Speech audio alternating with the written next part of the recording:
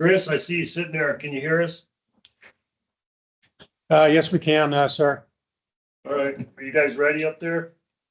I believe so. Get started in just a second here. Gotta get scared away.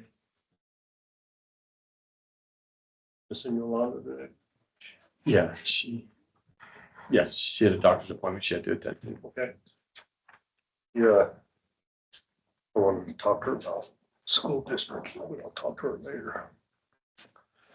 All right, we'll call to order today's board meeting for the Governor's Office of Economic Development scheduled for November 14th, 2024 at 2 p.m. We'll kick it off with the roll call. Who's doing that? No? Melanie Sheldon for the record. Governor Joe Lombardo. Here. Lieutenant Governor could not attend today. Secretary of State Francisco Aguilera. Here. Thank you.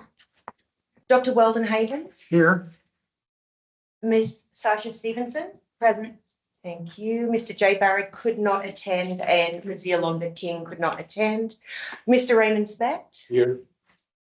Ms. Deborah Jacobs. Here. Thank you, Governor. We have a quorum. And now for the non-voting members, Ms. Patricia Charlton. Here. Great. Mr. Chris Sewell. Present. Thank you. Superintendent Eber could not attend and Dr. Chris Sanchez. Here. Thank you. All right, thank you. We'll move on to the first opportunity for public comment. Bear with me as I read the announcement. Persons wishing to provide public comment remotely may access the meeting by telephone or through the Teams link posted on the agenda. Please limit your comments to 3 minutes. And the phone number is 775-321-6111. Phone conference ID number, if needed, is 823-084-915#. We have any public comment there in Carson City? No, sir, we do not. All right, do we have any here in Las Vegas? Governor, I didn't receive any. You want to speak? All right, we'll close public comment, move on to agenda item number 3, government approval of the October 3rd, 2024 GOED board meeting minutes. Do any board members have questions before I entertain a motion or concerns or corrections? Governor, just one question. Should I abstain since I wasn't at the last meeting? Yeah, that's fine. Melanie, did you hear that? I did, thank you. Ray's gonna abstain. Same. If I don't hear any, I'll entertain a motion for approval. Cisco motion to approve. Second. Or we have a second from, was that you, Cisco? Yes, sir. Okay, all those in favor signify by saying aye. Aye. Aye. Aye. Any against nay? Hearing none, motion passes. So I'm gonna use my executive privilege as the director of GOED and take the agenda out of order. So we'll move to item number 8, abatement application for board approval, Vantage Data Centers in V12 LLC. And who will be presenting on their behalf?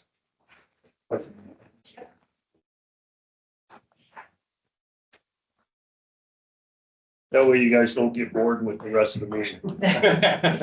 Governor, it's always lovely. But thank you. We certainly appreciate it. So my name is Heather Westling Rose. I lead business development for EDON, and I'll be doing the initial introduction for Vantage and the Ryan Consulting Group that will also be representing the project. Vantage Data Centers is an industry leader providing hyperscaler, cloud provider, and large enterprise data center services engineered to meet their customer needs. They bring scale, speed to market, efficiencies, and sustainability models for their customers, operating on 5 continents and 35 campus locations and adding. This will be going into Story County in the Tri-Center location. I'd like to introduce from Vantage, Debbie Murray, Tax Director for North America, Brandon Nilsson, Senior Analyst, Indirect Tax, North America, Lindsay York, Director of Construction, locally in Reno. Hank Evans, the Senior Manager for Economic Development, and Mike DiPaula, the Senior Manager for Public Policy for the West. And then from the Ryan Consulting Group, I want to thank them professionally for representing what would be the third project in the North for us. Michael Fallerini, Principal, Chris Kovalchek, Director, and Kevin White, their Senior Consultant. Thank you. And now I'll turn it over to you, Mike. Okay, great. Yeah, thank you so much, Heather. And just really quickly before, I just want to give kudos to the state's team and the regional partners and also the Story County. I've had the privilege of working in over 41 states, and your economic development teams from the state level to the local level are truly one of the best that I've ever seen. So just a absolutely business first approach, and it's very welcoming to see because we don't see that in other places in the country. Tom, you could probably have him put through a video for you. That's 25 more spent. Hey, Tom, we're having a steak dinner tonight, right? absolutely. Absolutely. So the project, before you is a new data center project. Capital investment is well over $500 million. It will be, it will also result in the creation of over 10 full-time jobs. And the average wages of these jobs is right around $64 an hour.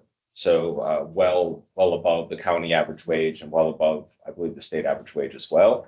So bringing high-paying jobs to the state of Nevada with wonderful benefits. The company portion of the premiums being paid is about 90%. And then from an environmental standpoint, I just want to point out that the way that Vantage constructs data centers, they do so with much thoughtfulness on environmental impacts, and they use a system that uses basically minimal to no water outside of running sinks and flushing toilets. And so this is a really important project for the company. As you can tell with the members that they brought to the table, they're very excited about this project, and with your support, there should be construction evolving and being complete in sometime in 2026. It's a high level overview of the project. If you have any questions about the company, there's obviously company representatives here. I'd be happy to field any project related questions, and if there's construction questions, Lindsay's here as well. So I'll kick it over to you all, and thank you very much for your time. So do we have any questions of Vantage data from any of the board members? Go ahead, if I may. Go ahead. Thank you. Well, it looks great. Excited about you all coming to our state, selecting us. Looking to approve the abatement today, but my curiosity peaks up when I always see the word preliminary. Can you help explain what potentially could change and when will it be finalized? We're approving the abatements today, but there's still some planning going on, it sounds like. Can you tell me what the impacts are going to be, the jobs, economic, environment? It's great about the water. Can you just explain that a little bit, please? Sure. Yeah. So I can touch the abatement piece, and then Lindsay, if you can maybe touch on the timeline. Okay. So as you saw in the selection factors, the tax and business environment is a very important consideration for the company, and so we never go into these board meetings with a boastful manner, like with the expectation it's always going to be approved. So that's part of the reason from a tax standpoint that we do put preliminary on there, just in case the board objects to the project, then we might have to go back to the drawing board. So that's from a tax and finance standpoint, that's an explanation on the word preliminary there. And Lindsay, do you want to maybe touch on Totally, an update on the project. So this is our second building in Story County, and thank you guys for considering this today. We love working in Story County. I built data centers in lots of different places, and being in Trick is a great place to build. Thank you guys. So we have leases for the second building, 128 megawatts. We are moving ahead with the design. We're planning to move right from construction after we complete another building in that area. We will max out at about 500 workers on site. We're looking to maintain and hit that 50% target of local workers. Yeah, so I don't know if I missed anything on the timeline and what our projection is, but. So I think this approval would be, one of the last steps needed in order to wrap up. And then as Lindsay was saying, the continuation of the, design process and then after that, it's shovels in the ground. And I think one of the key benefits of this is the fact that those 500 construction workers with such a sophisticated project such as this, with such an elevated capital investment, those construction workers oftentimes are getting done with one job in the area and then just rolling to the next one. So they're staying in that area, maybe even living in that area, right? And so it's a real indirect economic benefit outside of the benefits of the jobs and the investment. So if I understand correctly, what I heard is basically you have the plan solidified. And the word preliminary means in case the abatements don't come through as expected today is the only reason why the word preliminary is there. So everything you've talked about to the RDA and GOED, if it gets approved today, nothing potentially could change. Perfect. Thank you. Yeah. Thank you, Governor. Yes. Go ahead. I see that you're starting with 10. Doc, identify yourself. Oh, Havens, Welvin Havens.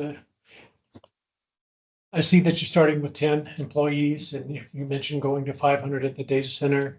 Yeah, there's 10 employees that maintain and operate the data center once it's in operation, but we'll have 500 workers peaking for building out the construction of it, but then 10 operate it.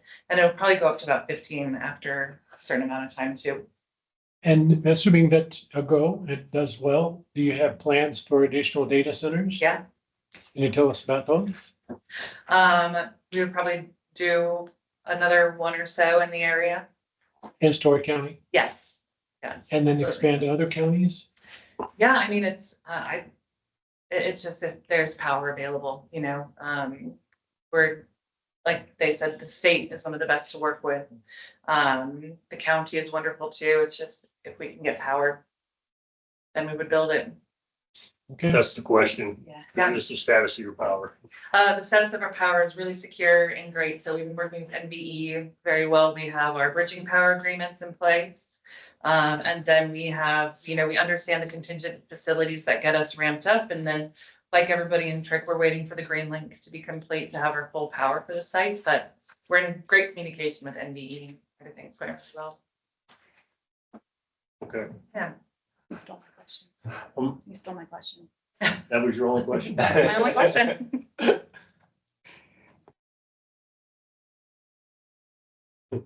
Okay, any other questions? Ray? No. Cisco, are you good? I'm good, sir. Thank you. If there are no other questions, I'll entertain a motion for approval. I'll motion to approve. Right back. Race back. We have a second? Second, Havens. Have a second? We have a motion. All those in favor signify by saying aye. Aye. Aye. Any against, nay? Hearing none, your motion passes and your application passes. So, Congratulations. Thank you. congratulations. Thank you so much. Right for us. Appreciate it. And you're welcome to stick around if you want. We might need a photo, so yeah.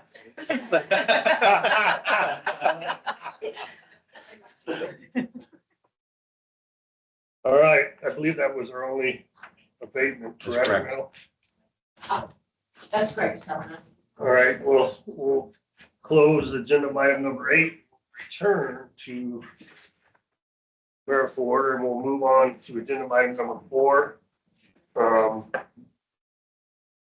Executive Director of Director's Report, Mr. Burns. Thank you, Governor, members of the board. We've seen a surge in new project inquiries and progress in existing projects. Current leads include a hyperscale data center, as well as 4 others. Additionally, the division is in negotiations with 2 major warehousing and distribution centers, 6 manufacturing companies, a military defense project, and 3 recycling and clean energy projects. They have conducted 3 site visits with our RDA partners since the previous board meeting and have been shortlisted for 6 new facilities. In October, a top German polymer manufacturing company working with Alice Bacchus visited the site in Fernley to conduct late-stage negotiations for its North American entry. The job potential creation of this would be 1,785 jobs with a capital expenditure of over $3.7 billion. During the last week of October, I had the privilege of joining the Energy Transition Delegation of Denmark, where I engaged with companies at the forefront of innovative solutions in hydrogen, renewable fuels, and energy efficiency. Denmark has long been a global leader in sustainable and resilient energy practices, and we have an exciting chance to bring Nevada into those conversations. By leveraging Denmark's expertise and fostering these partnerships in our state, we can position itself to capitalize on the advancement of clean energy. In our innovation economic development space, on October 4th, the SBA announced that it has selected Nevada and UNLV as one of 6 new states to win a federal and state technology partnership program, FAST grant. FAST provides funding to organizations to execute state regional programs that increase the number of small business innovation research and small business technology transfer awards to technology intensive small businesses. GOED's Carson Heinz, Senior Director of Strategic Programs and Innovations, developed the FAST grant application, which builds upon the Sierra Accelerator Growth and Entrepreneurship, a knowledge fund supported program housed at UNR and UNLV. This is the first time that Nevada has won a FAST grant since 2019, and only the 3rd time since GOED's inception. On October 24th, the National Science Foundation announced that it would advance 71 teams to the proposal stage for the 2nd ever Regional Innovation Engines. Nevada's project, the Recharge Nevada Initiative, a coalition for energy innovation led by UNR, will now be competing for $160 million in seed funding over a 10-year period. It has been one of only 44 recipients of the NSF Engines Development Award in 2023, and the team is now preparing for full application and submission by February 11th, 2025. GOED has been an integral part of the Recharge Innovation, and Carsten Heinz is co-principal investigator in the NSF Engine project.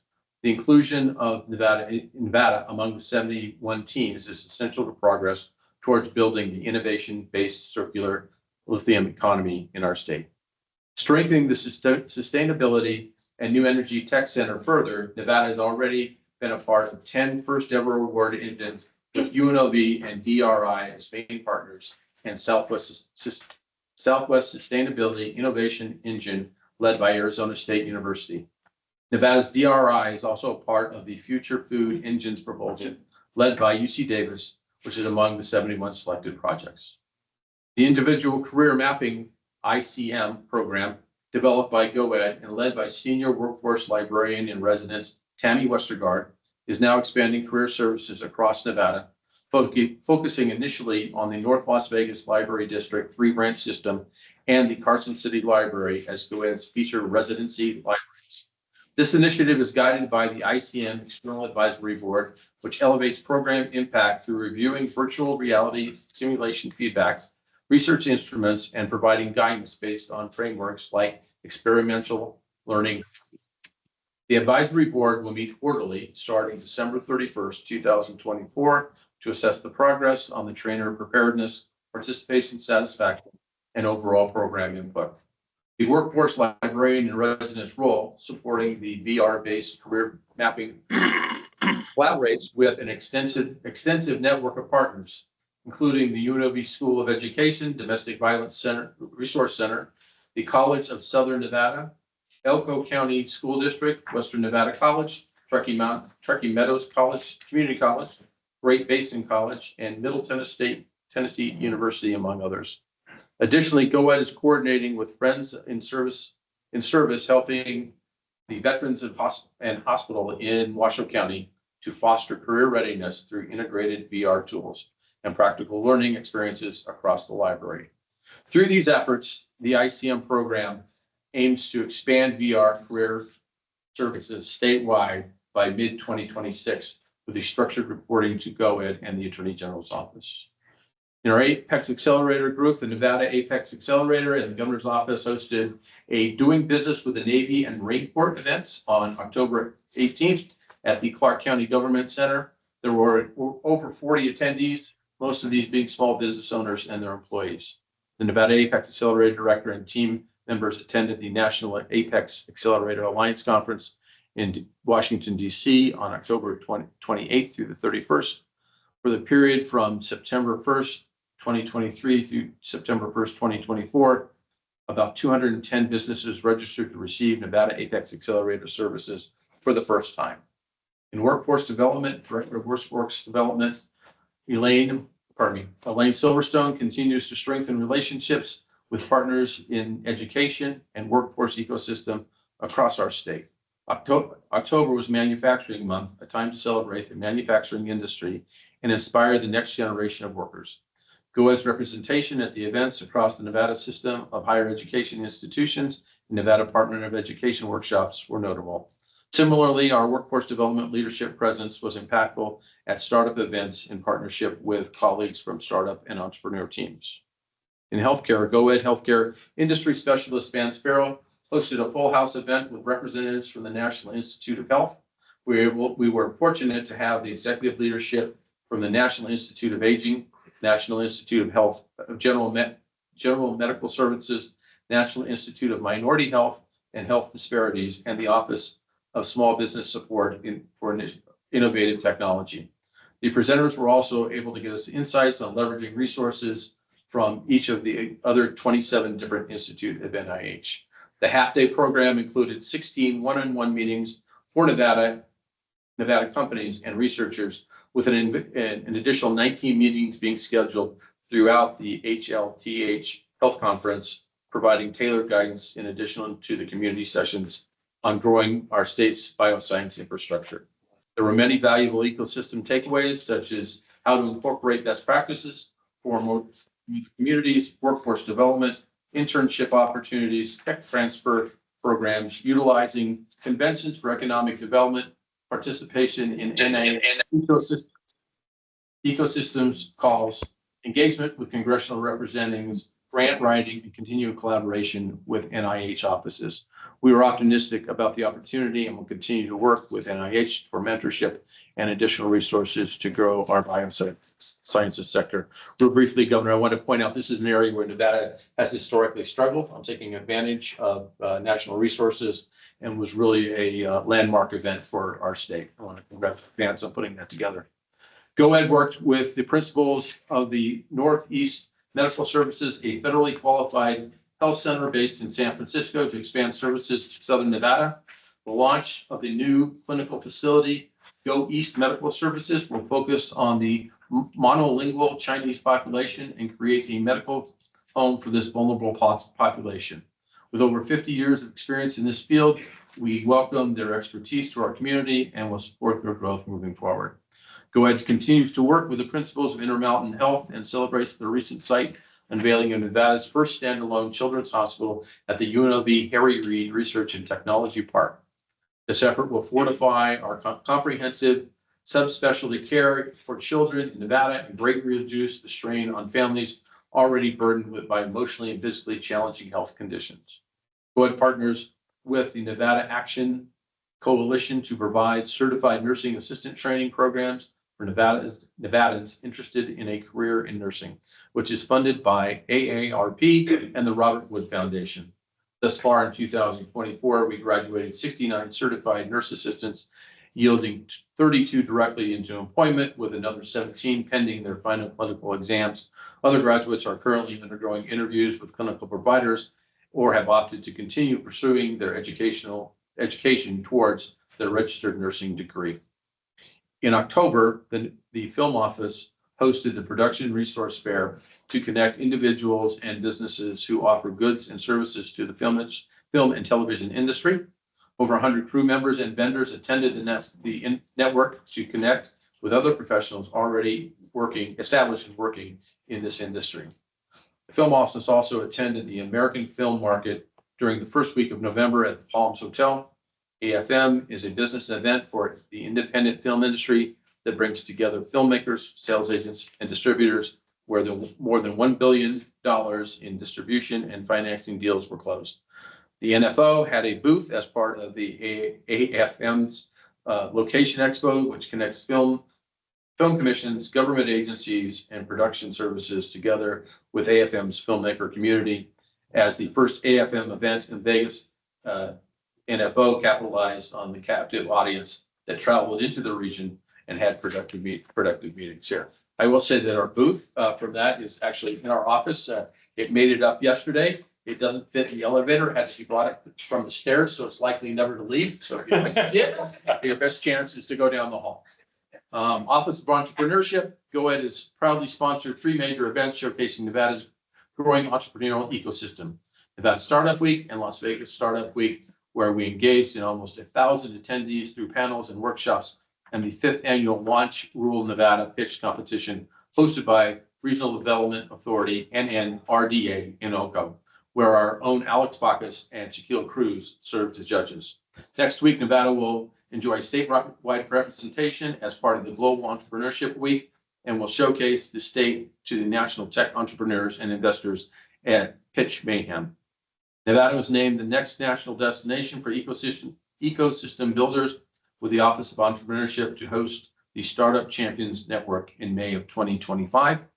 Finally, in our Rural and Community Development Division, the grant eligibility process for the 2025 Community Development Block Grant cycle closed on October 18th. The CDBG group received 26 proposed projects requesting $13 million.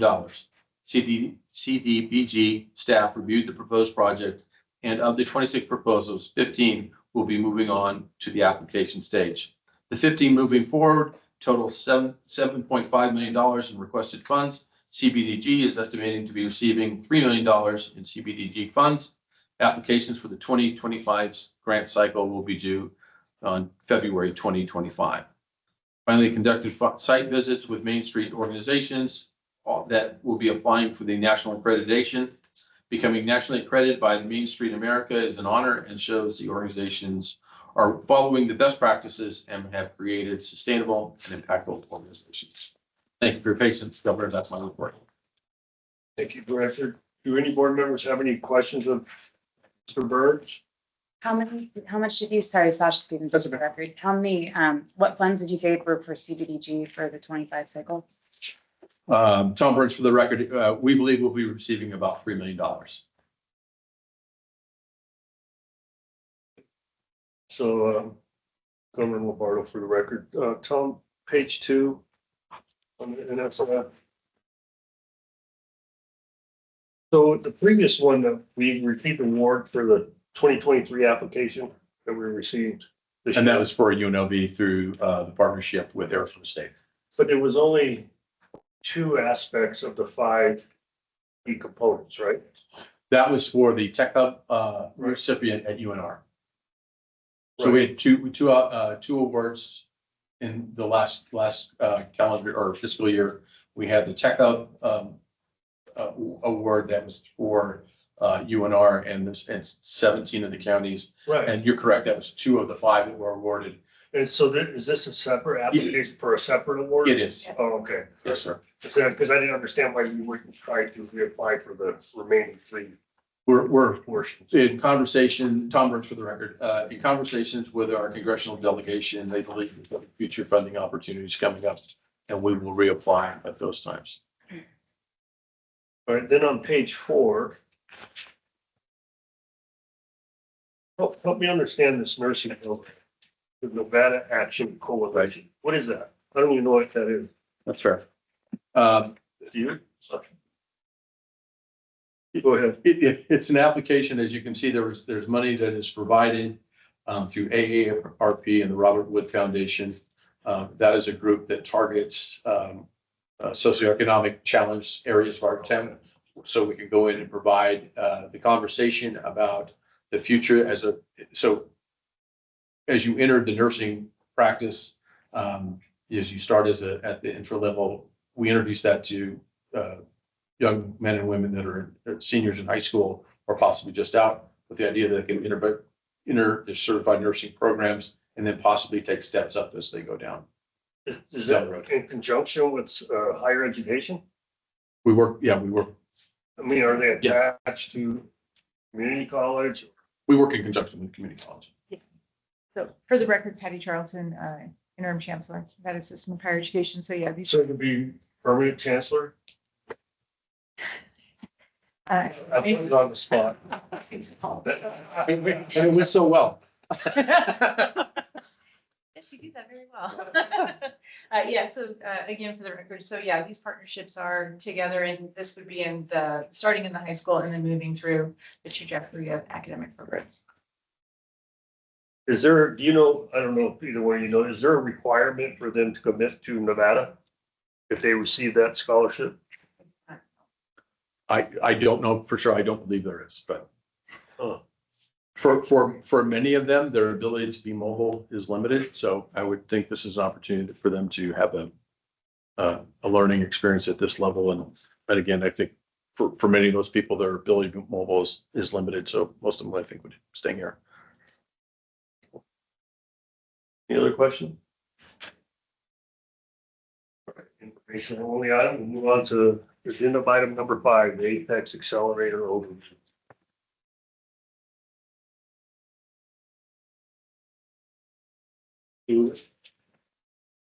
So Governor, if I may, as we've talked about before, Apex does great things for small and mid-sized businesses in Nevada.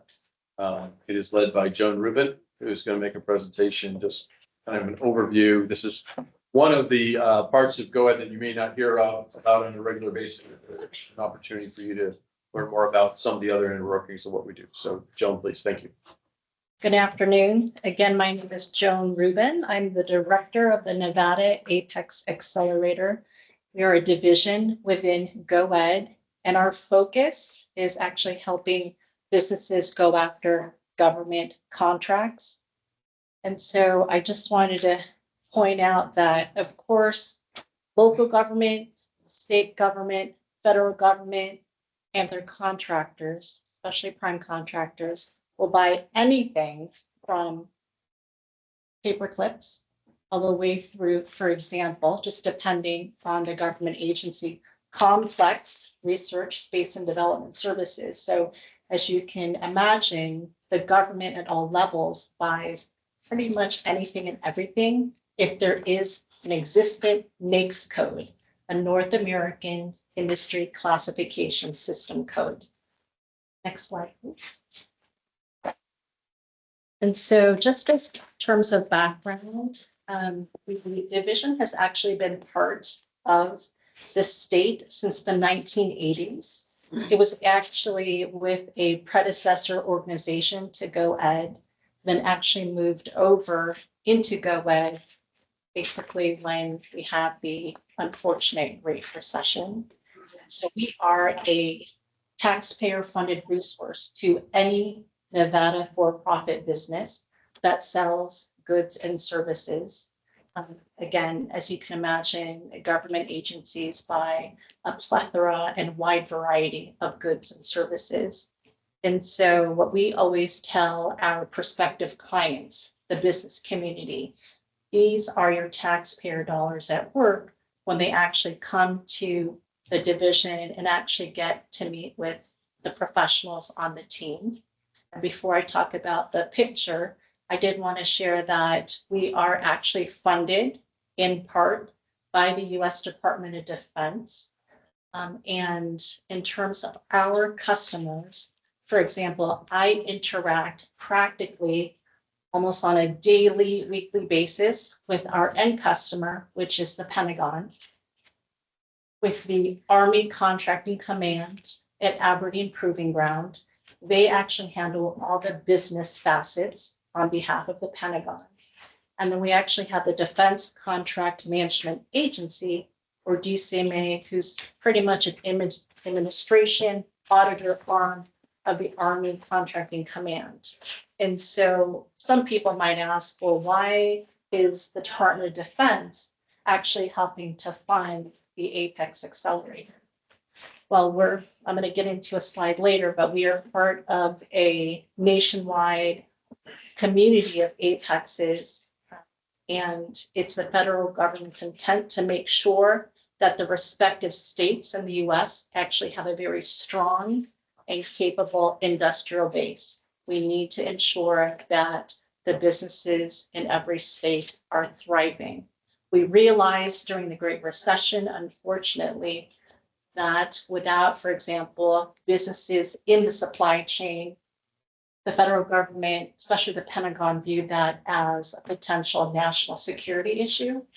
And so what happened is they elevated apexes all the way from the Defense Logistics Agency, where we used to be, all the way up to the Pentagon level, recognizing those defense and national security matters. Hey, Joan, is the DOD, do they fund your salary? 65% of it. Oh. And so the program runs about, for example, just say $1 million. And the federal government actually provides 65% of the funding to the state's 35% match. Okay. So that's, And we have a couple new board members. Why is it identified as Apex? yes. And so I did note that APEX, Apex, it's not an acronym. However, when we got rebranded as a community from Defense Logistics Agency to the Pentagon, the whole reason to rename and rebrand to Apex is to ensure everybody knows the federal government, especially Department of Defense, is accelerating the mission. And so they just happen to think about Apex, High Point, Summit. And so that's why they call this the Apex Accelerators. Deborah, this has nothing to do with Apex. That's right. It's funny that you should say that, Governor, because so many people get us confused with the industrial complex in North Las Vegas. And so, yeah. And then I made sure to actually include a picture of the team. We actually had National Apex Day across the entire nation.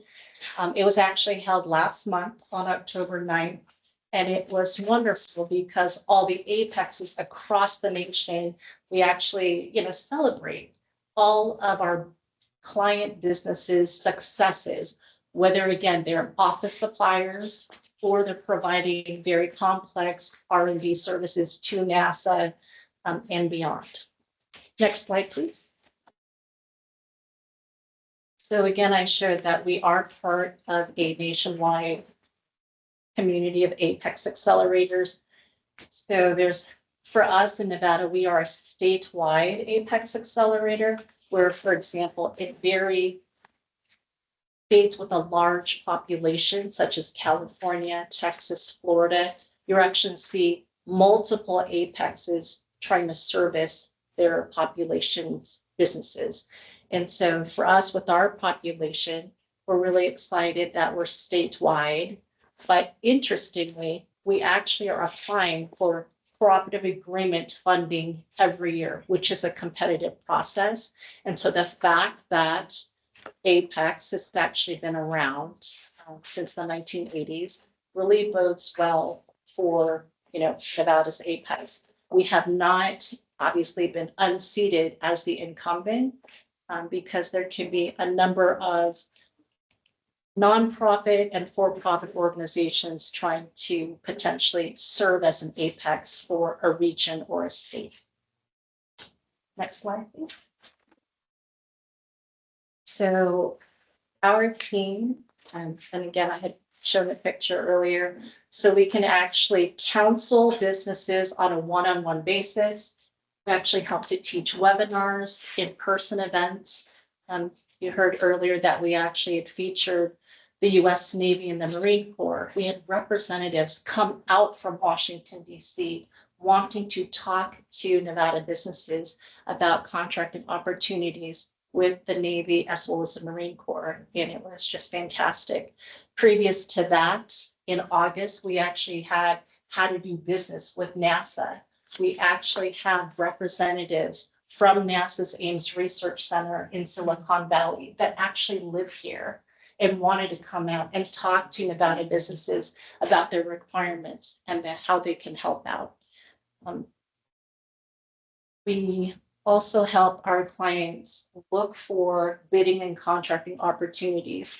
So the Apex actually has a contractor that will provide on a daily basis all these solicitation hits where if a company sells artificial intelligence services, or maybe they're an advanced manufacturer, or maybe they involved in space technology, depending on a company's NAICS codes, keywords, or phrases associated with their specific business, they will actually be able to get these solicitation hits in their emails on a daily basis. And this gives the community of businesses, this gives them insight into, okay, these are the requests for proposals. These are the invitations for bid. These are the requests for quotes from these government agencies where I might be interested in actually submitting a bid or proposal.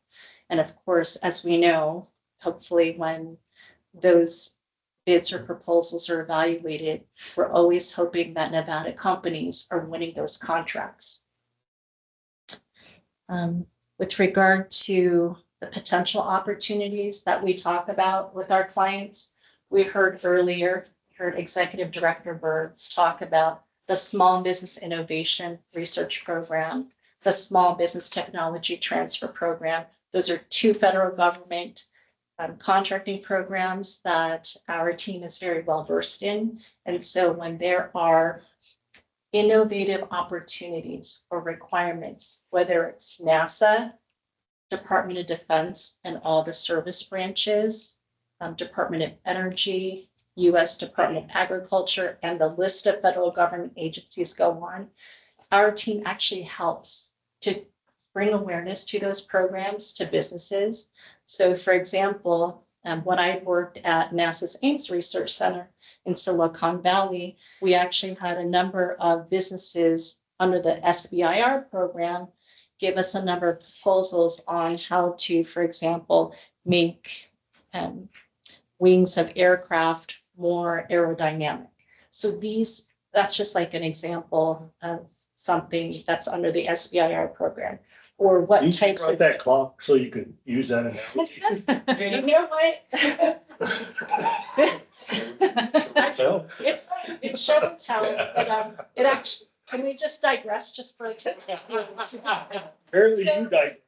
This is from the 1980s, and it was a gift from NASA, and the clock is actually stopped at about 11:40 a.m. Can anyone here remember what happened on January 28th, 1986? By show of hands, just raise your hand. Anybody remember? So NASA's Space Shuttle Challenger had exploded, and it was just an unfortunate national disaster where I just remember the world really mourning the perished crew of that unfortunate.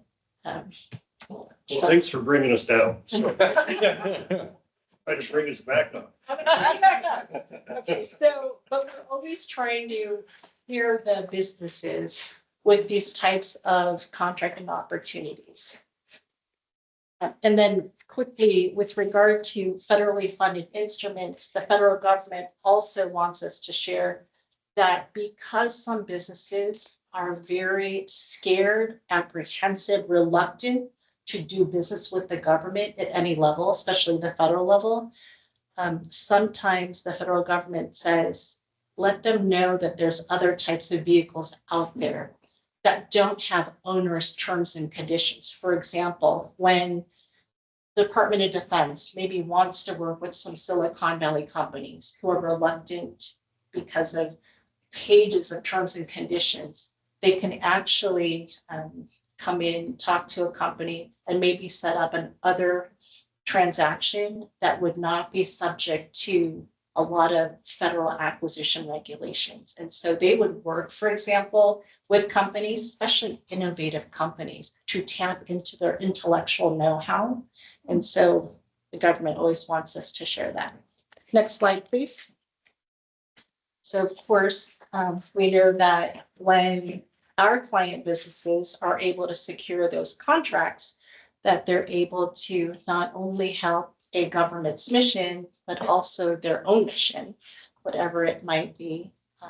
And we are helping to make sure the federal government's industrial base is sustained and hopefully it grows. We've seen a number of businesses, our clients, who actually told us that if it wasn't for their government contracts, they might not have sustained or gotten through the Great Recession or COVID. Our clients tell us that when they win these government contracts and award those deals, they're able to create jobs, keep jobs, and of course, from the state standpoint, we're always excited to see businesses outside of mining, hospitality, and gaming. Economic diversification. Next slide, please. All right, so we do help businesses walk them through the system for award management. For example, at the federal government level, every business that would like to do business with the federal government must be registered. We call SAM.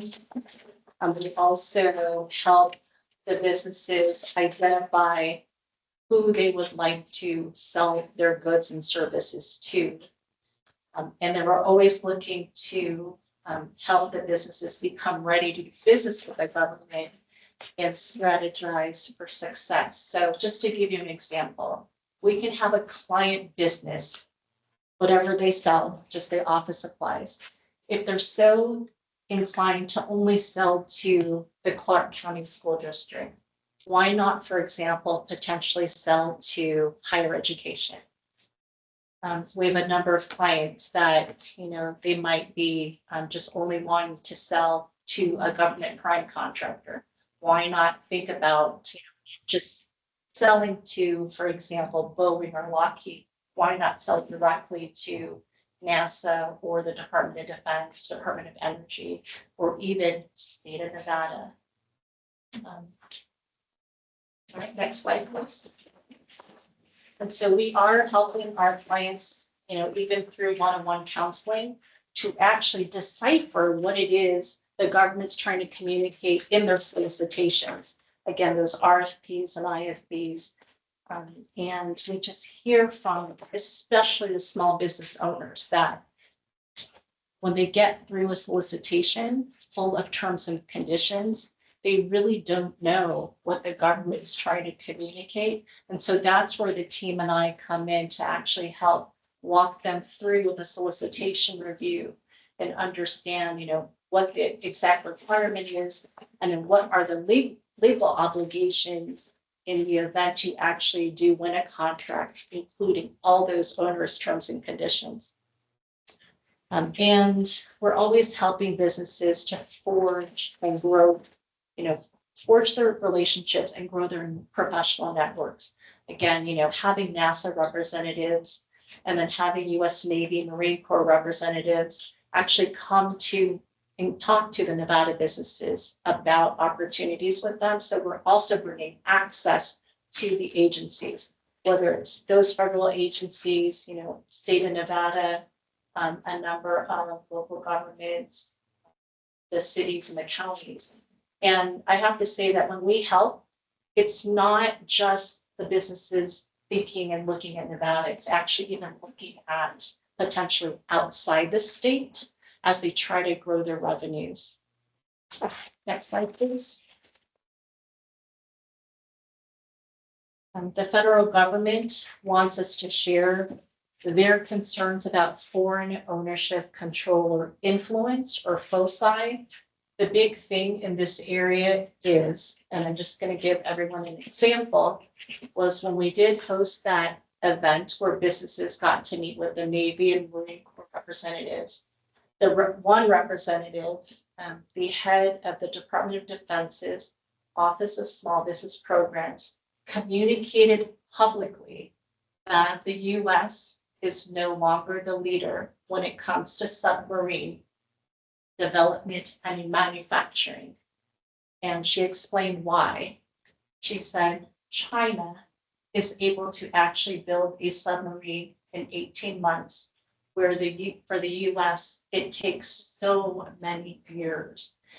And the audience and I and my team, it was very surprising just hearing that. But these are, for example, things that she wanted to relay. She said that it is proven that foreign adversaries take US's intellectual property and know-how, whether it's through cyber, hacking, or even, for example, legal means such as mergers and acquisitions.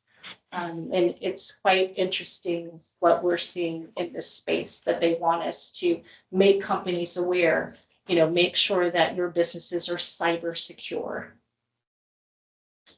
And then, of course, we're always sharing about the SBIR program, STATR program, and the fact that here at GOED that we have these knowledge fund resources, whether the Sierra Accelerator for Growth and Entrepreneurship at UNR or the Sage South at UNLV.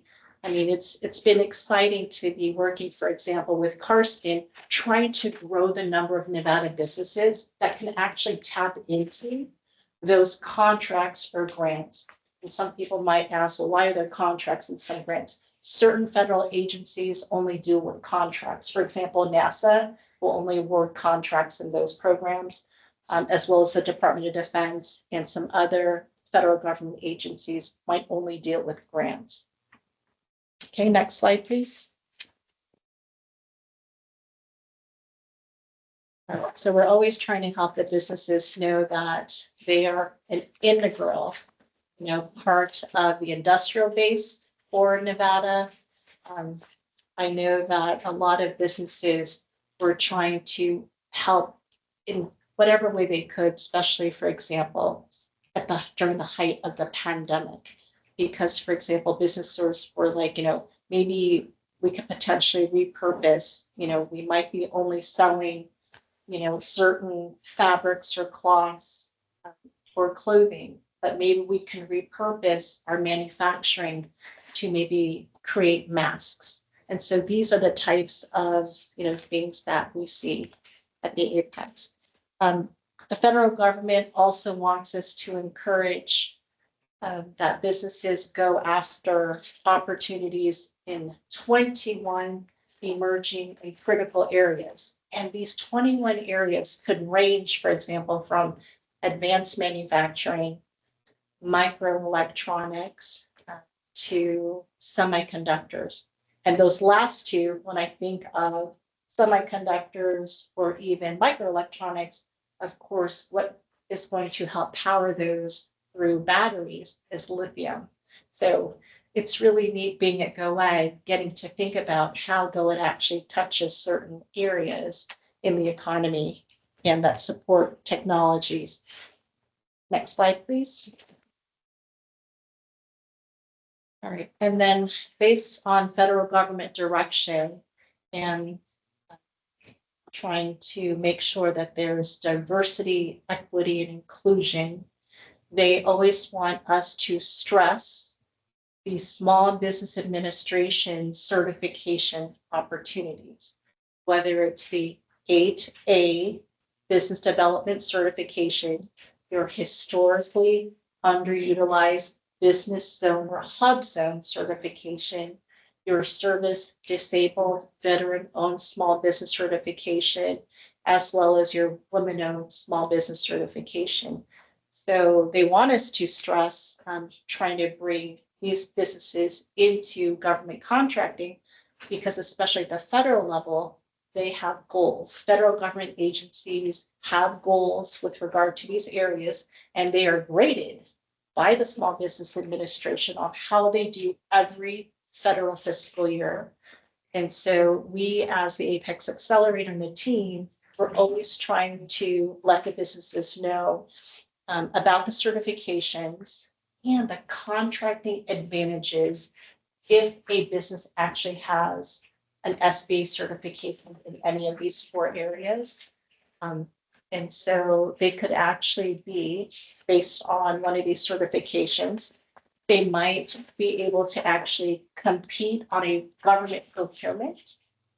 Not only compete maybe like for a contracting set aside, but believe it or not, there are sole source contracting opportunities just because they have one of these business certifications through the Small Business Administration. Next slide, please. Right, so we do have 2 offices. We have one in each GOED office in the north and south. We do have a web page that's part of GOED's website. Next page, next slide, please. Lastly, this is the team. And I actually have to point out that, thank you, John, for advancing my slides. But I did want to just shine a spotlight on John, who is a government contracts advisor on the team. He is a Marine Corps veteran, and he has been in the contracting profession for quite some time. But I did want to spotlight you and say that when it comes to our client success stories, where we actually will publish sometimes in a newsletter, and there could be a business that says, oh, I just won my first government contract, or how many a government contract. The number of times we've had a client success story since 2016, the majority of those client success stories will always highlight and say that John was their advisor and really helped them to win that government contract. So I wanted to make sure to give you kudos, John. Yeah. Any questions? Go ahead, Deb. Deborah Jacob. Prior to spending your resources, our resources on a potential client, do we take our clients at face value, or do they go through a background process of some sort? We take clients at face value. They actually have to apply for the program by going and filling out a client questionnaire form that is available on our webpage. But so long as they're a for-profit Nevada business and they actually have a Nevada address, we will service them. But we will take them at face value. There's no background check. Is there a common type of business that you help facilitate? Right, we see it's from every industry. It's not, for example, just lopsided where they're just science, technology, engineering, math. Like they're not just like STEM related. It's a wonderful mix, really. Again, from like your office supplier, your construction contractors, architect, engineers, all the way through. I remember talking to a business that wants to put data centers on Mars. I mean, it's amazing. So there's never a dull moment. Never. Maybe they have power. Wouldn't it be easier to put them in the batteries? Yeah. Goes back to the power. Gonna go in. But it's interesting. They want to use solar panels to power the data centers on Mars, which I just find just the creativity. That's actually pretty visionary. Yes. One more question, Deborah Jacob. I noticed that the lion's share of contracts went to small disadvantaged businesses in the metrics that I read. Is there a particular reason for that? So it's interesting because when it comes to the Pentagon and the reporting that they're asking of the entire Apex Accelerator community across the US, they're really focused on these 4 areas. So these businesses with certain SBA certifications. And so, for example, yesterday, I just submitted the latest metrics to the Pentagon. And from July 16th, of course, from this year through October 13th, those 8A hub zone, service disabled veteran-owned small businesses and woman-owned small businesses won about $48 million worth of local, state, and federal government contracts. And then previous to that, from April 16th through July 15th, that same group or subset of the group won 68 million. And that's from April 16th, which was the very start of our cooperative agreement.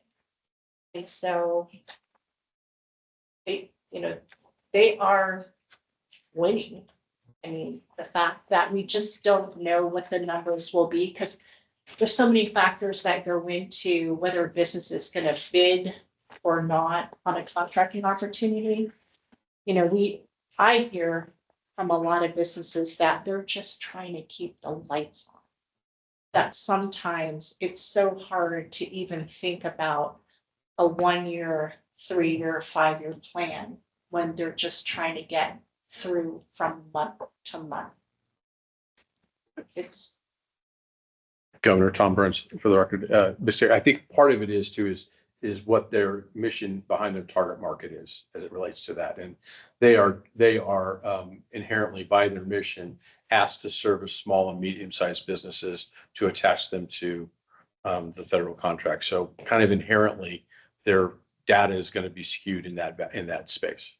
Yeah. So we do service our clients, to look for local, state, and federal government contracting opportunities. The ones that I see, sometimes they just might be a little too intimidated to actually go and have the government agency be their direct client. So a lot of times they're going to the prime contractors and trying to ease themselves into contracting. Many businesses find that that's the successful business model for them, but a lot will just bypass that and they want to sell directly to the government agencies, which is quite exciting. And it doesn't matter if the agency is inside Nevada or outside the state. We have a number of businesses that are winning, for example, contracts with NASA, and there's not a NASA center here in the state. Couple of questions, Governor, if I may. Sure. Respect for the record. You started going to analytics, piqued my attention. Has there been any analysis done for our state's apex? How many jobs have been created, the impact on economic development? I didn't see that in here, and that's one chance to share your story. When we were under the Defense Logistics Agency as a community, the DLA wanted to see, for example, if they said that based on the Department of Bureau of Labor Statistics, if, for example, they said a median paying job was, just say, for example, for the sake of simplicity, 45K, what they would do is they would say, okay, each apex total the amount of all contracts that your business clients have been awarded, and then divide that aggregate amount by 45K to actually get a number they're wanting us to come up with. That's how they were calculating the number of jobs that were actually being produced in each state. So when we were under DLA, not all the time, but sometimes they would want that information from us. So is there a rough job number creation that you can throw out in this? Don't know. Yeah, it's been a long time since we used to be with under DLA. Last question, you mentioned $1 million from the federal government. Is that a ceiling that the federal government says that's the most we'll give a state? Or are 35% of that we're limited because that's all we have available? So the figure of $1 million because it's the programs actually, or the divisions run, just say 930K, but for sake of simplicity, I just said $1 million. And so we get the funding from the Pentagon, it's like, they give us like 65% to our 35%. So are you limited from the federal government, the amount they'll give you, or are you limited from how much the state is willing to pay at 35%? Well, because the program goes with what's legislatively approved, just to the apex for the state. And then whatever we can bring, that 35%, the federal government says, okay, we'll give you a 65% match to your 35. It could be more, but we are constrained by what's legislatively approved at the state. Yes, if, for example, if the state could provide more, then the federal match would be more. But it's always been constrained. I've always been told based on what's legislatively approved at the state for anything from labor, all the way to like a contractual, other direct costs, indirect rate.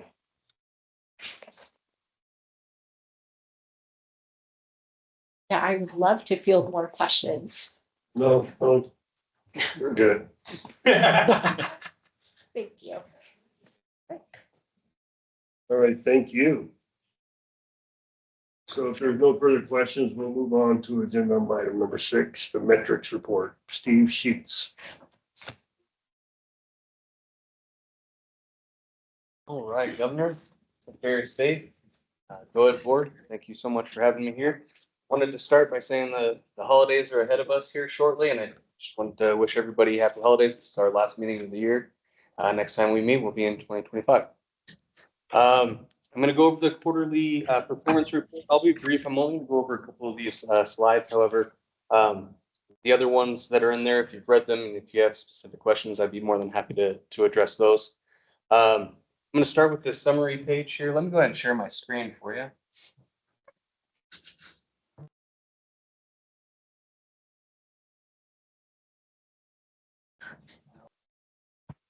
All right, wonderful. So on the summary page here, we're going to start, just at the top. The top 4 boxes there. This is the metrics for our 2024 calendar year to date. It consists of both abated and non-abated companies. These are companies that we somehow have assisted in some meaningful way in order to either land here in Nevada or expand their operations in Nevada. So for year to date, this is going to be January through September 2024. We've assisted 43 companies in either landing here or expanding here. That's up 26% from 34 at the same time period last year. And then we also, if you move over to the second box there, we have the initial jobs. This is our 2-year estimated jobs. It's down from last year at 1,921. Obviously, as you know, the beginning of 2023, we had a couple of big wins. If we remove those outliers from the data there, we're actually about 400 or about 200 jobs higher than we would have been otherwise. Likewise, with the build-out jobs, those are our 5-year jobs. Those jobs represent, fully operational companies. After 5 years, we landed 2,411. Again, that's down from the prior year. However, if you remove that outlier, we're actually right in line with where we would expect to be. Jumping into the next square there, we have an average hourly wage. This is a weighted average hourly wage of $32.79 for the first 3 quarters. Our statewide average wage is $32.51. So we're exceeding that. Though, for the same time period last year, we're down slightly from $34.50. We'll jump down to that next box. It's the assisted company's investments. $1.8 billion, down from prior year. However, once again, you take out that outlier, and we're actually $600 million up from where we would expect to be. So I'll stop there and just see if you have any questions before I move on to kind of where our pipeline goes. Hearing none, I'll go ahead and move on. Our leads and our prospects, these are provided to us by our regional development authorities. They're our boots on the ground. They do a really great job of fostering these relationships over a long period of time. When they, first initially contact either GOED or the regional development authority, as a lead, just getting, preliminary information, moving down the pipeline into prospects. They're a little bit more serious about, maybe putting us on the short list of places to visit. And then, finally we land on the wins. The leads and the prospects, as I've mentioned, tend to be very volatile. They're up one quarter, down the next. But what I think everybody really cares about is the wins, the ones that actually land here. And in this case, for this quarter 3 of 2024, we have assisted 16 companies, which is the same as we did last quarter. However, from the same quarter last year, that was quarter 3 of 2023, we're actually up in terms of companies. It's, it's significant enough. But, with a small number like that, it's only like 4 or 5. I would like to say of those assisted companies for the quarter, 13 of them landed in the manufacturing, IT, and logistics industry sectors. As you well know, these are 3 of kind of the driving forces of our strategic industry sectors, according to our GOED 5-year comprehensive state plan. They tend to be, much more secure jobs with higher wages, which is evident in our increased average hourly wage over the year, especially compared to 2023, which was, I think, like $29 and change. So yeah, that's our pipeline. I'll jump down below that line to the bottom section. We've got emerging small business and rural community development block grants. Those haven't changed. Those are pretty infrequent. The emerging small business is updated twice a year, and rural community development block grant is updated once a year. However, I do like to leave those in there for the benefit of people who maybe missed prior meetings or would like to revisit that. Touch much on the Apex Accelerator, simply because Joan did such a great job of really kind of going through an in-depth analysis of what their program's all about. But as you can see, $68 million for 425 contracts is not insignificant. The one box there on the bottom that is updated as of quarter 1 fiscal year 2025, so quarter 3 2024. They assisted 260 clients, landing 68 productions, equaling roughly about $23.6 million in revenue for the state. That's already half of FY24 in a single quarter. So all of FY24 in this quarter, we've already reached almost half of that. Some of the more notable projects for the film office is we got several TV series and then one feature film down in Southern Nevada. I'll jump over to slide 3. And there's a lot of information in this table that's relatively unchanged from prior, but it kind of gives you an idea of how things are trending. But what I'd like to point your attention to, I haven't really visited this graph here for a couple of meetings, but that fiscal return of investment on abated dollars. Over the last 10 years, we have a 261% return, which means that for every dollar abated, we're estimated to receive, there we go. For every dollar that is abated, we estimate that we're going to receive $2.61 back in net new taxes. When I started here, back in February, it was $2.01. So it is inching up slightly, but I just wanted to kind of point that out. The companies that you are approving abatements for is yielding a very high rate of return for the state of Nevada. So with that, I can go ahead and stop.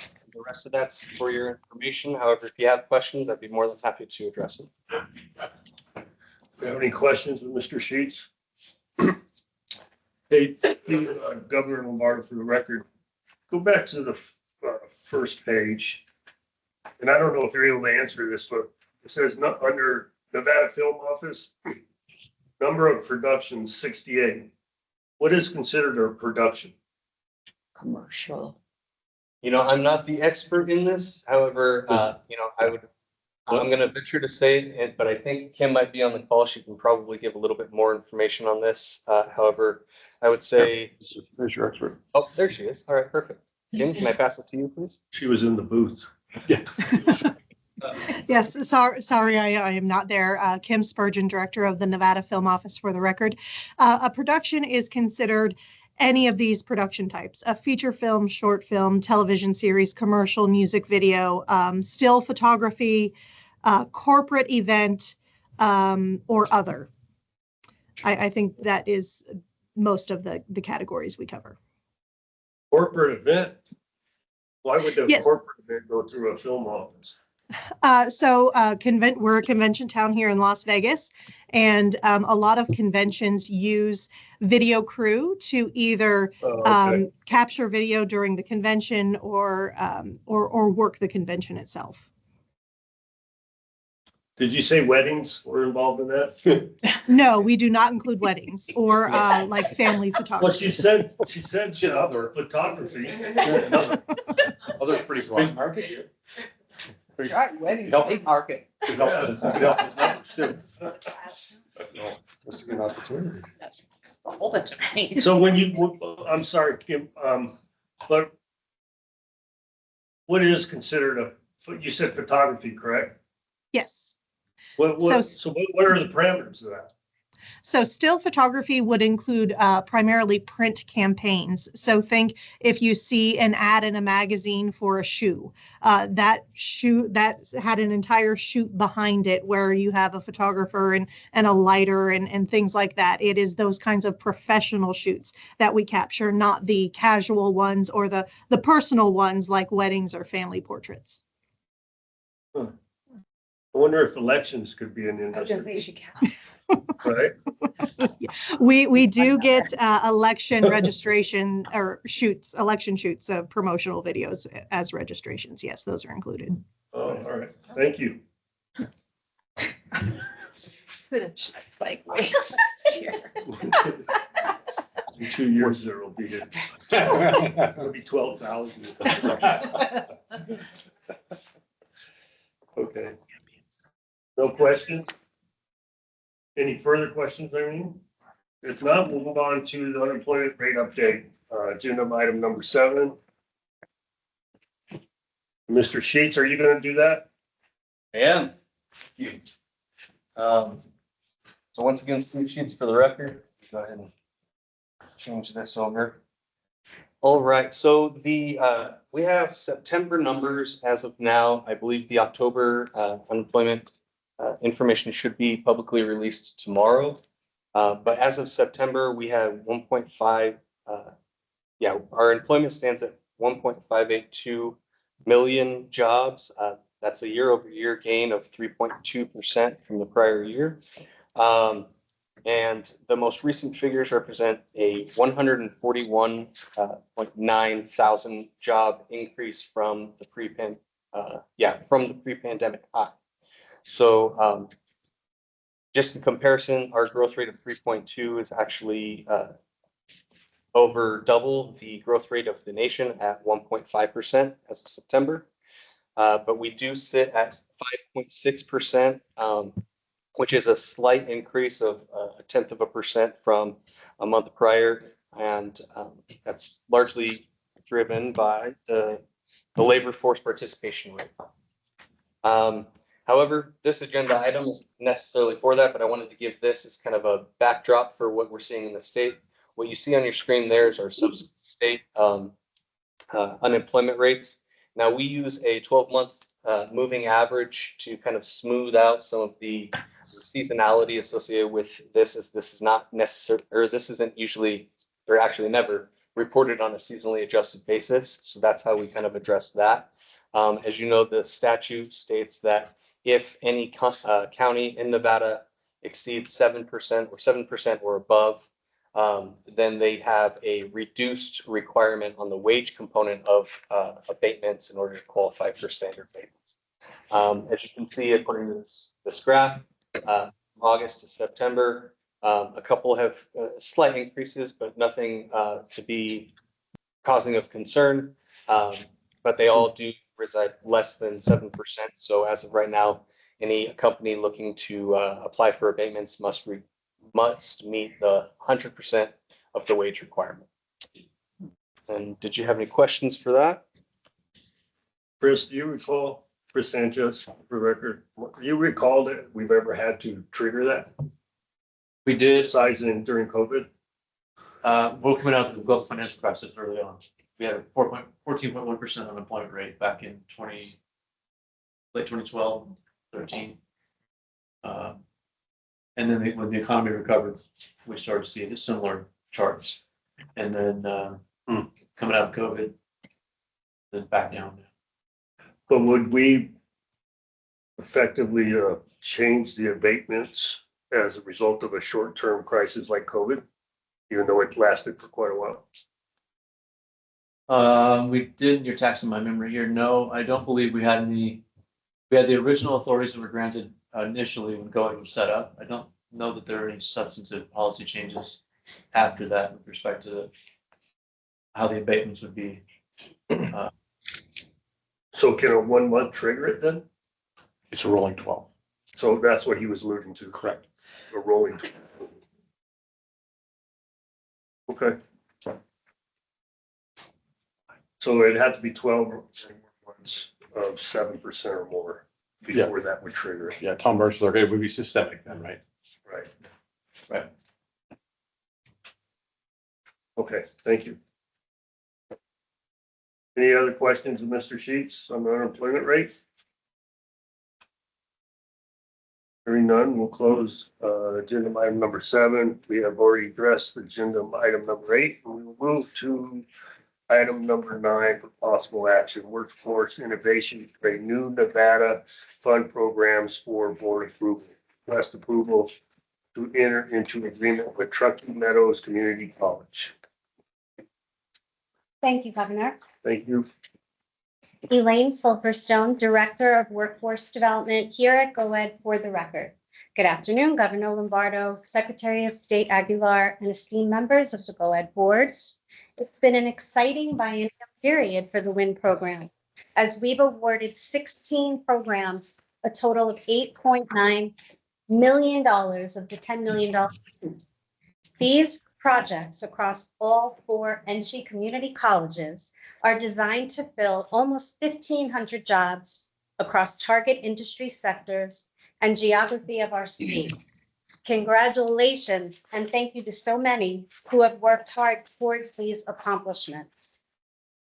I'm delighted to be back at the table with you, joined today with Deputy Director of GOED, Dorian Stonebarger, to present another WINN application with an aim to support the workforce needs of the target industries aligned to our state plan. As the WINN Fund goes, we are fortunate to have the ability to fulfill this request should you choose to move forward the application that we'll present today with Truckee Meadows Community College on the camera up in Carson, and 3 employer partners with accelerated workforce needs, Tesla, Panasonic Energy of North America, excuse me, and Hamilton Company. This proposal, designed to support the lithium loop ecosystem, recognizes that growth in employment trends for manufacturing jobs in our state is outpacing the United States, 17% to 3% respectively, based on Bureau of Labor Market Statistics as provided beginning on page 16 in our section of your binders. Our partners in business development here at GOED and across our regional development authorities have done an excellent job attracting companies in advanced manufacturing, providing high-wage jobs for Nevadans. Now we find that current workforce programs are not yet sufficient to meet the accelerated workforce demand consistent with these employment trends that have impact in the lithium space. My partner at NC, Dr. Natalie Brown, Assistant Vice Chancellor of Workforce Development, sent along these remarks with regrets that she could not join us today. From Dr. Brown and represented by Dorian Stonebarger. Dorian Stonebarger, for the record, again, reading remarks prepared by Dr. Natalie Brown, who writes, on behalf of NG Workforce Development, I would like to extend my gratitude to the Governor's Office of Economic Development for its consistent support in developing Nevada's workforce to meet the state's evolving needs. The WINN Fund has been pivotal in fostering new training programs that directly respond to Nevada's industry demands. Today, I offer you my full support of TMCC's WINN Fund application for the Lithium Loop Manufacturing Apprentice Program. As Nevada positions itself as a leader in the renewable energy and advanced manufacturing sectors, the demand for highly skilled workforce in lithium manufacturing and related fields is urgent.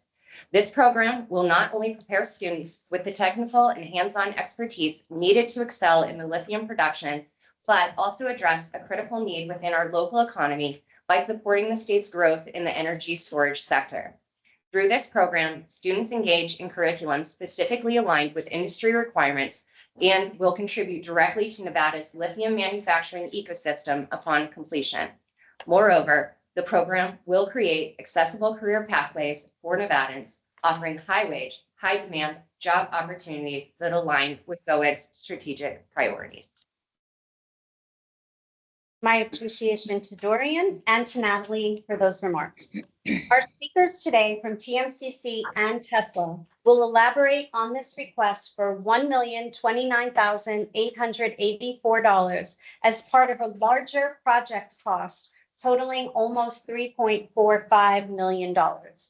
This proposal for ramping up advanced manufacturing workforce training is turnkey, as the curriculum is already developed and operating, though at an inconsistent pace with workforce demand. I'd like to introduce our partners at TMCC and Tesla.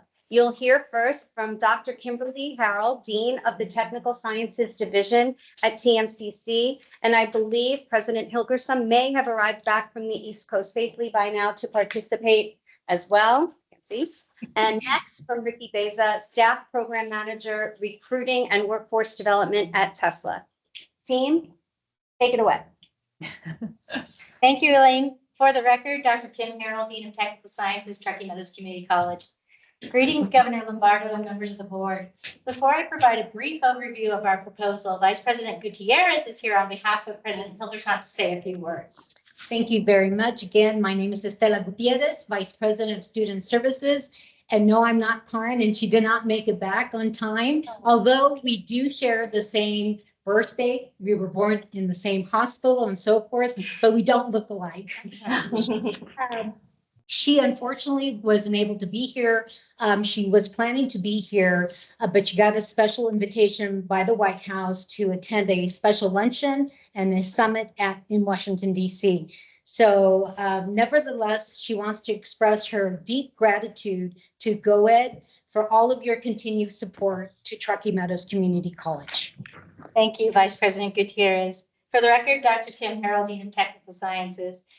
The TMCC Lithium Loop Manufacturing Apprenticeship Program is an industry-led initiative that aligns with Nevada's Tech Hub designation. This program will onboard new hires for work as production operators with 11 college credits of training. It will also support training for smaller manufacturing companies with registered apprenticeships in Northern Nevada. This investment is needed. As Elaine mentioned, according to the Bureau of Labor Market Statistics, the projected rate of growth for industrial engineering technologists and technicians through 2030 is 17% in Nevada as compared to 3% nationwide. Tesla alone has indicated they need to hire 1,800 operators over the next 3 years. This investment provides good paying jobs. The median income for technicians in Nevada is $63,170 per year. This is higher than the national median income of $62,610 per year. Further, the training is right-sized, given that 37% of employers require some college, but no degree for hire. This one-time infusion for equipment, technology, infrastructure, and tuition is essential to train at the scale indicated. This proposal also comes with investments and leveraged resources from our partners. Tesla has committed to provide 2 full-time trainers to accelerate the training. TMCC is hiring 3 state-funded advanced manufacturing faculty. TMCC's lab facilities will be used to provide training. You can see in your packets in slides 1, 2, and 4 what those laboratories look like. The GOED WINN funded PENA Advanced Manufacturing Training Center will also be used for training. Thank you for that support, and that is shown in slide 3 in your packet. TMCC's DOL grant dollars will be continued to be used to offset tuition costs to local businesses with eligible registered apprenticeships. The full cost of this proposal is just under $3.4 million. And because Tesla has the largest scale of need, they will be paying tuition costs to keep training at scale when dollars are no longer available. The tuition dollars provided by GOED will jumpstart training for all companies and will provide Tesla time to budget for tuition dollars to sustain the training at scale. So in conclusion, we request respectfully the board's support of the Lithium Loop Manufacturing Apprenticeship Program. And I'll turn it over to you. Good afternoon, everyone. Brian Bowles with Tesla, one of the operational leaders at Gigafactory Nevada. Tesla's manufacturing development program is focused on jumpstarting the careers of Nevada's graduating high school students in advanced manufacturing. We currently are engaged with 10 counties in Nevada and have engaged in over 650 Nevada students in 2024. During September 2024, Tesla welcomed over 800 students from Washoe County to the opportunities at Tesla. Tesla was able to provide transportation to and from our facilities to students, faculty, and administration. Our goal is to bring thousands of students year over year as we continue to expand our manufacturing development program. In our outreach efforts, we have expanded our outreach to Nevadans with participants from Carson City, Churchill, Clark, Elko, Lincoln, Lyon, Nye, Parachute, Story, and Washoe counties. We engage students all throughout Nevada through additional programs, making the greater Reno area a destination for starting a career in advanced manufacturing. We remove transportation barriers by covering costs of transportation for Northern Nevada high schools to allow students the opportunity to visit the Gigafactory and learn about advanced manufacturing. We also create a wider net of accessibility by providing virtual monthly information sessions. Tesla also plans and coordinates with high school counselors, faculty, and administrators to visit. This allows us to be directly in the community, sharing our opportunities, program information, and benefits, and open up for any questions, from our education partners. We offer a competitive wage with no required experience. Our goal is to develop the next generation of advanced manufacturing by providing training followed by gaining experience on the job. To support students coming from other counties, Tesla provides relocation stipends to support students with the move. As full-time employees, students are offered full medical, dental, and vision benefits with a base pay of $0 payroll deductions. And then we also offer 401k with an employer match and equity, enabling every employee of Tesla to be an owner of the company. Through this effort, the GOED board will allow TMCC to create the infrastructure and provide resources for Tesla to continue to expand the manufacturing development program. It will directly impact Tesla's continued outreach in Reno, Washoe County, and broader Northern Nevada. Through the support from GOED, Tesla will be able to continue to engage with individuals with resources to successfully enter the manufacturing industry and accelerate their career at Tesla. Tesla wants to continue to engage the community by bringing counselors, administrators, and faculty to share the opportunities. We also want to show educators, the community, and students how NDP can be a path after high school, an exceptional career opportunity. In conclusion, Tesla is incredibly proud of the work through NDP and to highlight our continued investment in the community, students and employees, high schools, and Truckee Meadows Community College. We have grown our program from 13 students in 2017 to 85 in 2023 and 168 in 2024, which is a 97.6 growth rate year over year. This is the way Tesla wants to continue to grow. We'd like to personally thank the GOED board members as well as our partners at TMCC for this innovative and this innovative effort will allow us to take Tesla's MVP program to the next level. And, you know, who knows, maybe even the moon. Or Mars. Okay, Thank you.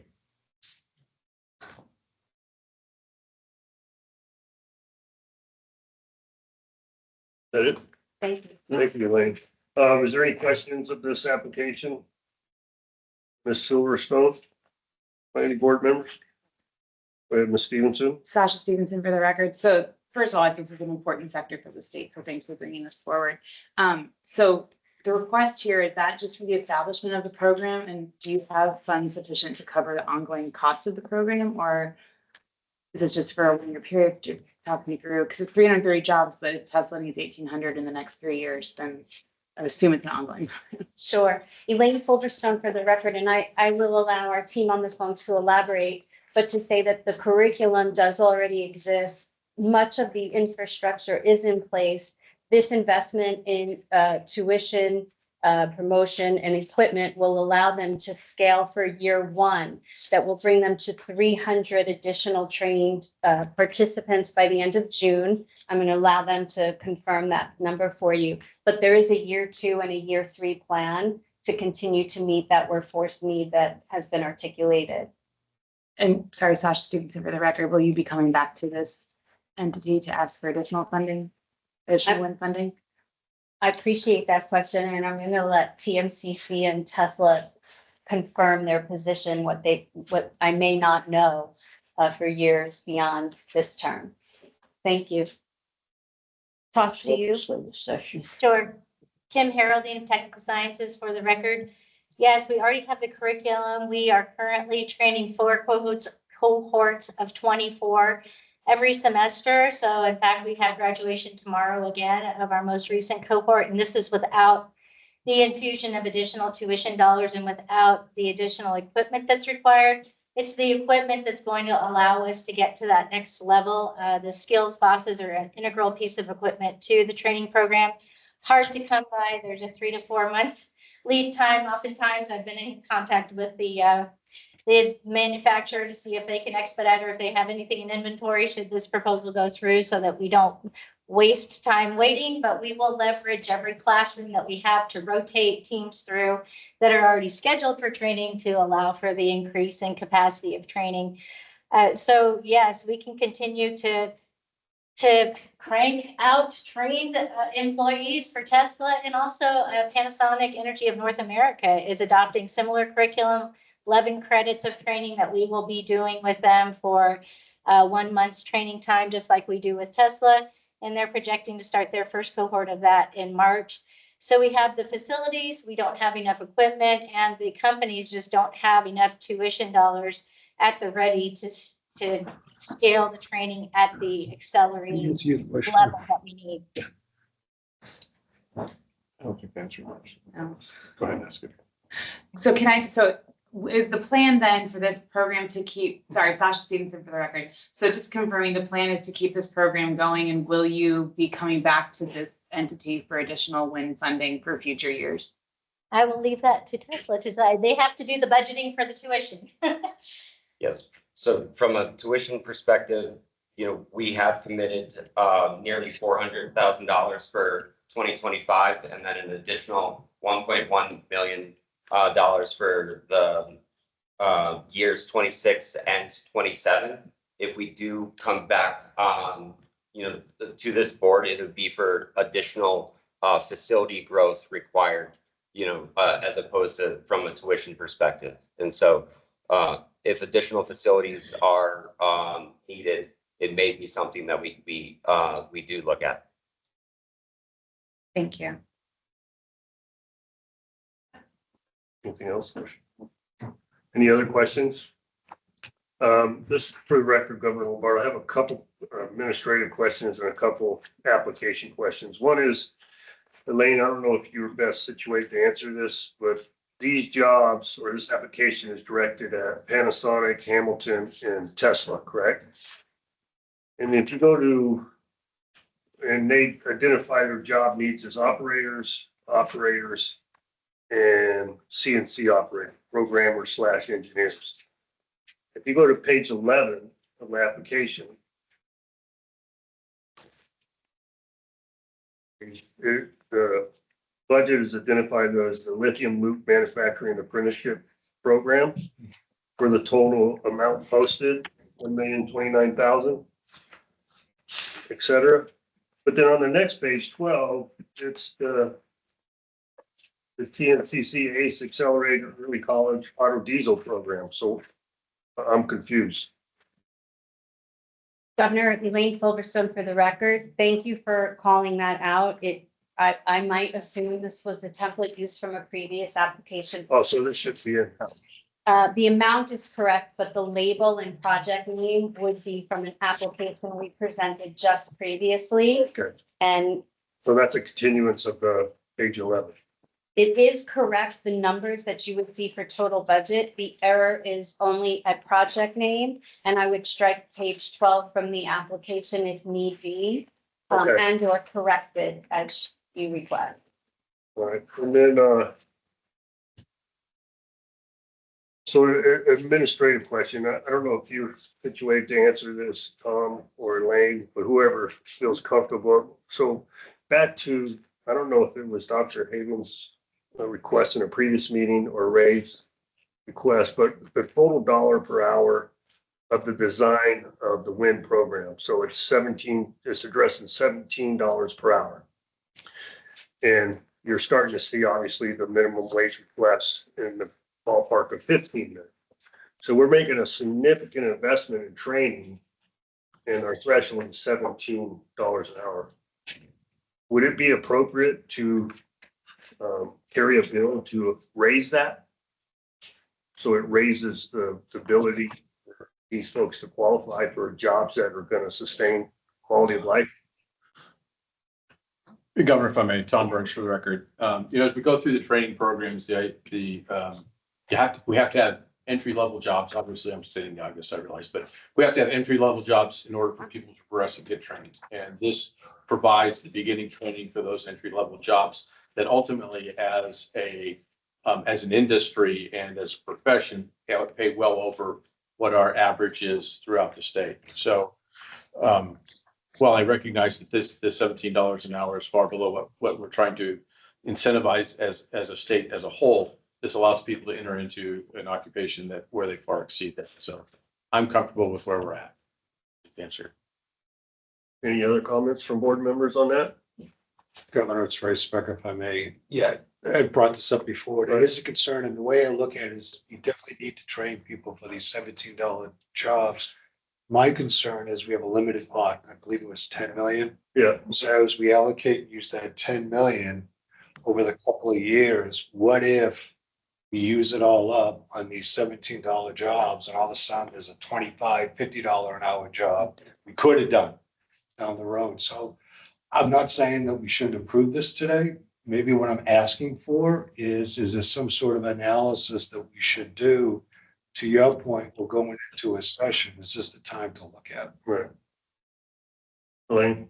Elaine Silverstone, for the record, I acknowledge hearing this conversation around the $17 hour threshold, but noting that in this particular application for Tesla at $21 an hour, Yeah. Panasonic and 22. Yeah, I just want to state that for the record. And then. No, I understand that, but. Yeah, I get your point as well. And to build off what Director Burns said, for entry level jobs, but this is a higher education. This isn't high school.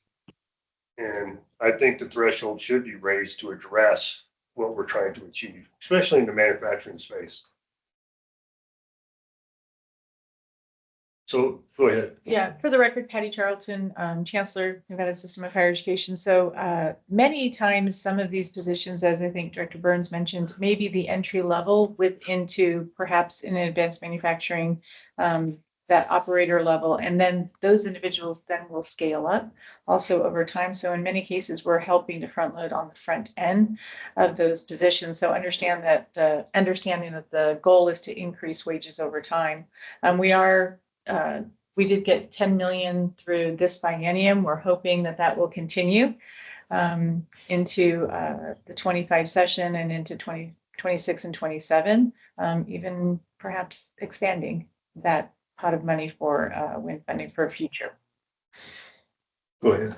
Sasha Stevenson for the record. I tend to agree though that if you're requesting an abatement from the state, that maybe you have to go a little above what the base requirement is. But I'm sorry for the record, Governor, but I'm looking at the narrative here. It says December 2nd of 21, which was only 3 years ago. The board approved the minimum wage threshold, so it didn't require a legislative action. On page That's what that sounds like. Correct. Is that correct? Page 1. On excuse me, at the very beginning of the application from business.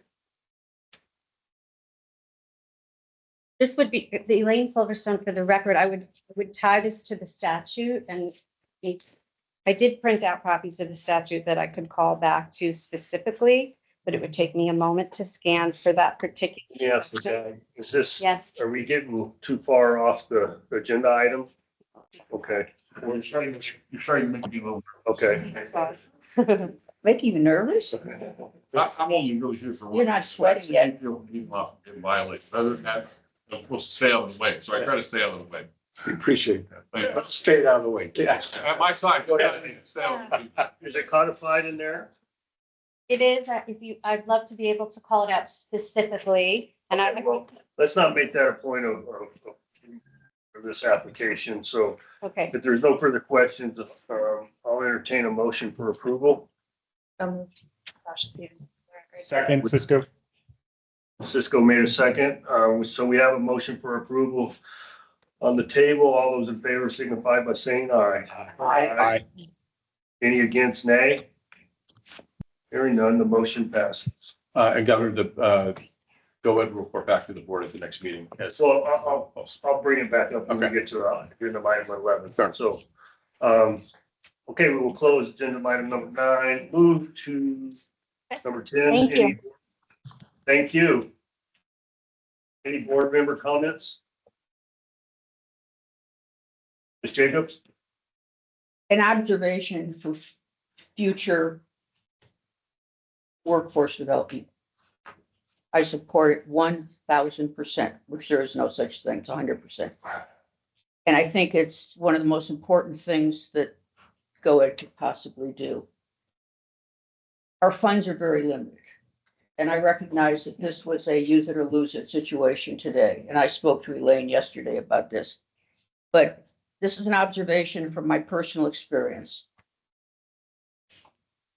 My company donated a great deal of capital equipment to a program at Michigan State University because they have the best, we think, the best packaging school in the country. And same type of thing, workforce development. We paid for it. We amortized it. We took our deductions every year. We didn't put it in a grant. I would strongly urge that in the future, when it comes to the capital equipment, like these, what are they called? The BOSS skill sets, which are the 400 and some odd thousand of this ask that we just approved.